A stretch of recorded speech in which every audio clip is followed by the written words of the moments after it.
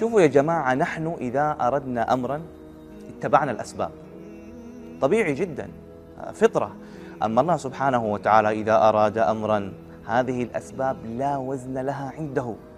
مريم عندما بشرت بغلام، يعني رأت الأسباب والمعطيات لا يمكن ذلك. قالت أنى يكون لي غلام ولم يمسسني بشر ولم أك بغيا. نظرت إلى الأسباب، الله أتاها الجواب من الله. قال كذلك، صحيح.